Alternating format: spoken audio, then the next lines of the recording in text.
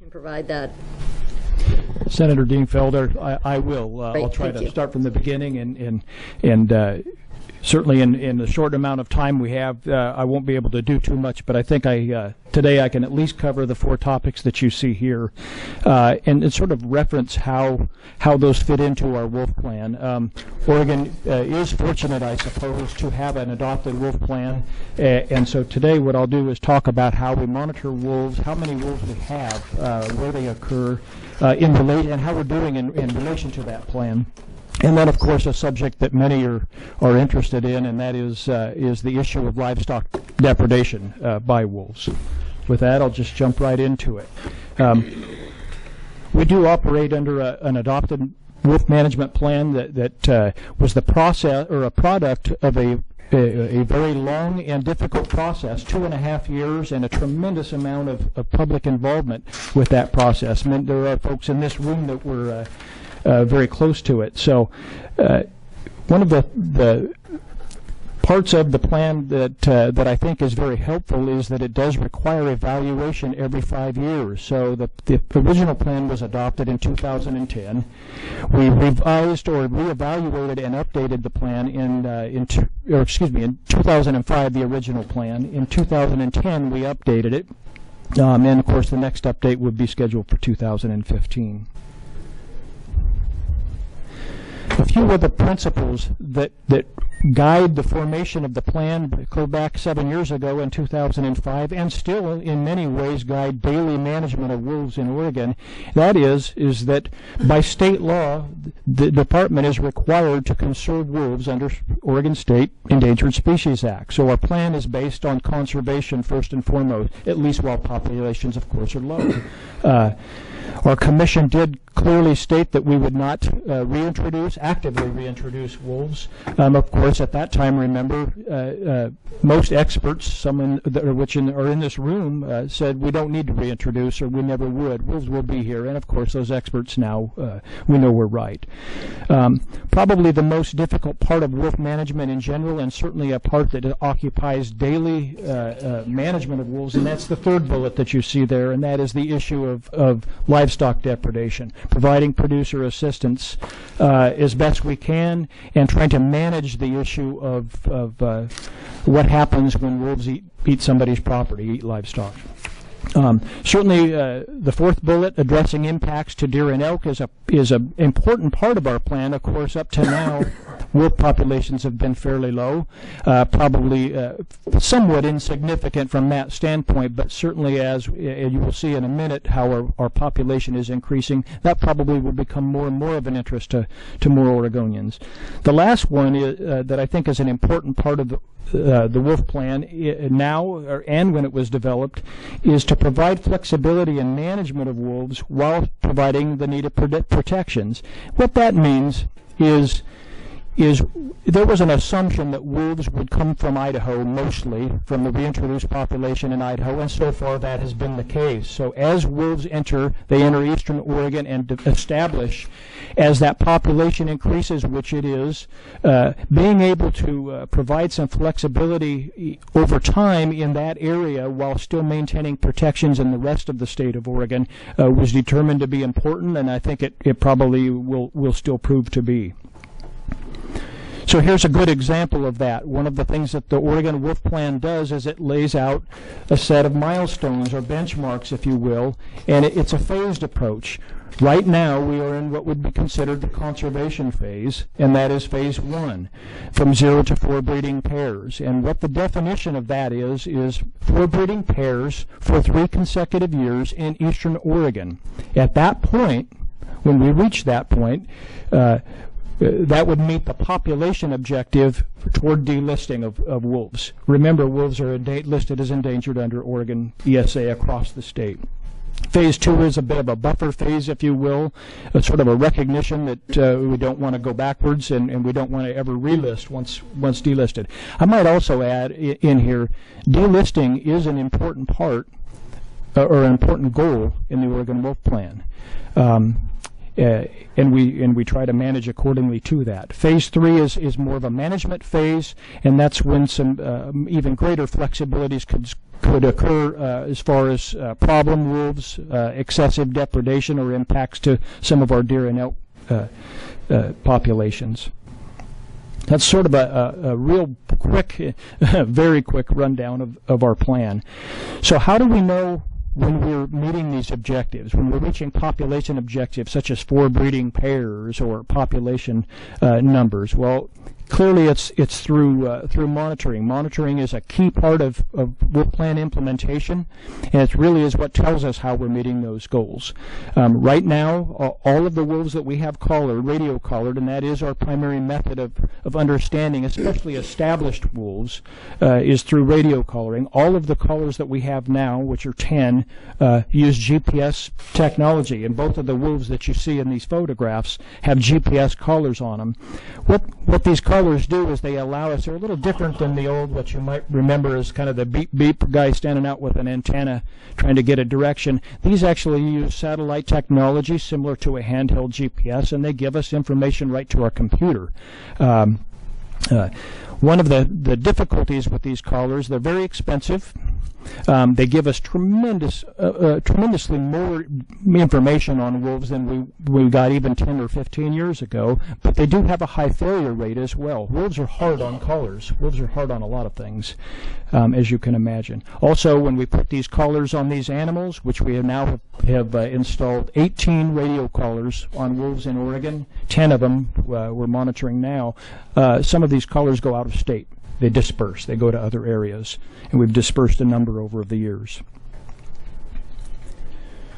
So where are we at with our population? That seems to be something that most want to know. Our population of wolves in Oregon is increasing and expanding geographic area, increasing in numbers. We now have 6 known packs that we can account for in northeastern Oregon. All of those packs produced at least two pups that survive to the end of the year, which qualifies them as a breeding pair. So all 6 known packs in Northeast Oregon are breeding pairs.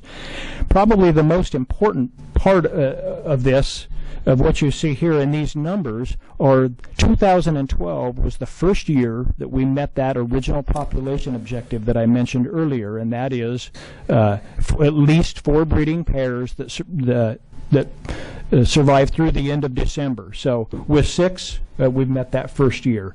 2 more years, and at least from a delisting standpoint, we could be in that position. 46 wolves were accounted for, 22 of those pups at the end of 2012. If we go back a couple of years, that's in contrast to 29 the year before, which would be 2011, and that would be in contrast to 21 the year before that. So you can sort of see how the population is increasing. And you also probably can tell a similarity as we have looked at wolves throughout the northern Rocky Mountain states. We started to see these populations climb at a pretty good rate, and we're seeing that, of course, now in Oregon. Just a visual representation of where Oregon's wolf packs occur. The 2 round circles that you see are packs. Well, the northernmost of the 2 is a pair of wolves that we are aware of in Wallowa County. The other round circle is a fairly newly discovered pack. We don't have any information on it, so that's why the round dot. The other irregular blue polygons, and I don't have a pointer here with me, the other irregular blue-shaped polygons in the northeast part of the state represent packs that we have radio colors and we actually have data for. So that's why you see the shape of those. This map also gives you an idea on where wolves are listed federally and delisted federally. That red line, the dark shaded area in the easternmost portion of the state, has been federally delisted in the spring of 2011. And the rest of the state remains federally listed. So wolves are listed under state ESA, of course, across the entire state. Talk a little bit about a not so pleasant subject, and that's livestock depredation. It does happen. In the year 2012, we continue to do a lot of investigations. These are cases where livestock producers think that they have depredation, and we go in and look to try to decide, did depredation occur by wolves? That number stayed about the same, and what is interesting is, though, the wolf population in 2012 increased, the number of actual incidences decreased, and there's been a lot of folks that I deal with have made comment of that. 8 confirmed incidences, which is down from 10 last year. Most of that is a result of the reduction in depredation by the Imnaha pack. Probably a number of reasons for that. One of the interesting things, however, in Northeast Oregon, even though the number of depredations decreased slightly during the year, the area increased. We had our first depredation in North Umatilla County, and that's the photos you see on this slide are in North Umatilla County. We also saw depredation occur in a very right on the edge of Baker County as well. Producer assistance is a keystone of our wolf plan. Our wolf plan is clearly based, at least while the populations are low and wolves are listed, to where non-lethal and preventative measures are key. That's certainly takes up when we have depredation, that takes up a tremendous amount of our resources, time, personnel, and a lot of others as well, not just the agencies. Non-lethal measures such as what you see in this photograph, which is electrified flattery to protect livestock, probably has varying effects. There's no question in the 2 depredations in North Umatilla County, for example, this year, we put flattery around the same stuff that you see on this photograph around those sheep pens, and I'm quite convinced it helped a great deal. In other areas, it's very difficult to tell how much it helps. So it's kind of a mixed bag, but still important. We also issue what are referred to, and most everybody in this room knows them, and that is Caught in the Act permits. And these are permits where a livestock producer could take a wolf if the wolf was caught biting, wounding, or killing their livestock. We do have right now, we have 21 of those permits issued, all in Wallowa County in association with the the Imnaha pack. One other thing I might bring up too that I think is important is because of this technology that we have in these collars now, the GPS technology, and the fact that we get data the way we do on our computer, we can actually, in 2012, we developed a system by which many of these producers, if they sign up, they can actually receive a text message or an email message letting them know when wolves, at least the radio-collared wolves, are in the area of their livestock. Just in 2012, more than 10,000 of those messages were sent. We have right now 86 producers that receive those messages in 3 different counties. Most, of course, are in Wallowa County, again associated with a depredating pack, the Imnaha pack. Oregon's wolf plan does call for lethal control of wolves in certain situations, especially chronic damage. And in fact, so far in our history and in our modern history, we have removed 4 wolves in the state. Some of you will remember in 2009 the 2 Keating wolves that were removed, following a long summer of trying to keep those 2 wolves out of sheep. Those 2 wolves were killed in the fall of 2009, and then following that, we removed 2 wolves from the Imnaha pack in the spring of 2011. We are now under litigation starting October of 2011, and since that time, and that litigation challenges our authority to take wolves in Oregon, and since that time we have not removed any wolves. So just to summarize, I guess, I think it's important to understand Oregon's wolves, no surprise, they are increasing, but they are following actually a similar pattern that we've seen in other states. So perhaps we have an opportunity here to learn some things from some of these other states. We are largely implementing our plan, minus, of course, parts, because of litigation, parts of the lethal control part isn't fully implemented. And of course, wolf management is a little bit more than challenging, not just from a personnel standpoint, but also from a financial standpoint. I mentioned these collars are very expensive. A lot of these non-lethal measures are very expensive. So wolf management is expensive in general.